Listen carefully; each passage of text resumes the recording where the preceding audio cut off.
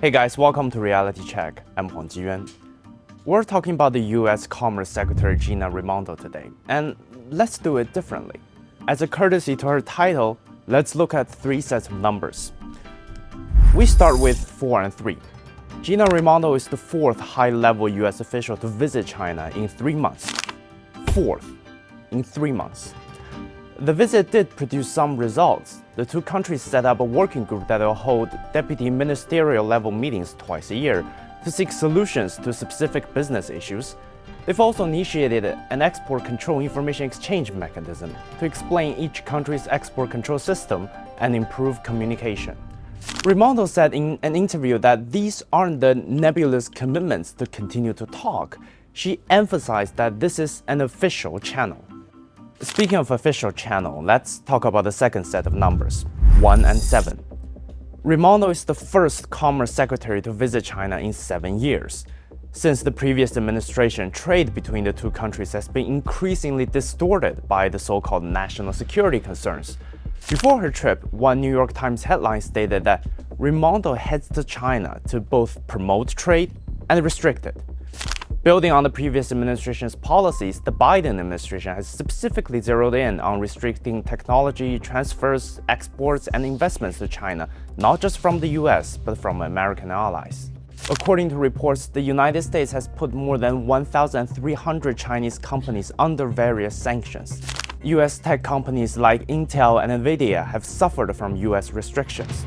Nvidia's CFO warned that further restrictions could result in the permanent loss of an opportunity for the US industry to compete and lead in one of the world's largest markets.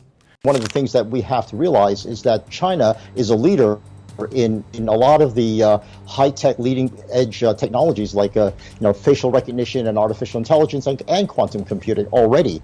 And so I think one of the things that the United States is trying to do is really play a game of catch-up and trying to redirect a lot of our investment into our own work in the same areas. What's really worrisome to me is that they're emblematic of the state of affairs and state of relationship, and they're basically saying, America is not trusting. We're very nervous and concerned about depending on China as a partner. And to me, this is the most worrisome part of it because that needs to be fixed. As Raimondo said herself, China and the United States have a more than $700 billion trade relationship, and that she wants to preserve it. So let's talk about the final number, the $700 billion. It represents a tight economic relationship. Besides Mexico and Canada, the two US neighbors, China is its largest trading partner. And if we take organizations like ASEAN and the EU out of the equation, China trades the most with the United States. That $700 billion binds the economic interests of the world's largest economies, or more than 40% of the global GDP, together. More importantly, these two countries have the capabilities to fundamentally affect international governance. The climate crisis, AI governance, and global health management are few of the many examples where China and the United States can shape the outcome. The problem is trust. It's not quantifiable. The fourth official in 3 months helps to build it. The first visit in 7 years helps to build it. The $700 billion trade helps to build it. The thing to be mindful of, in my view, with these sorts of visits is the promise that the talk will somehow be followed by the walk. Right?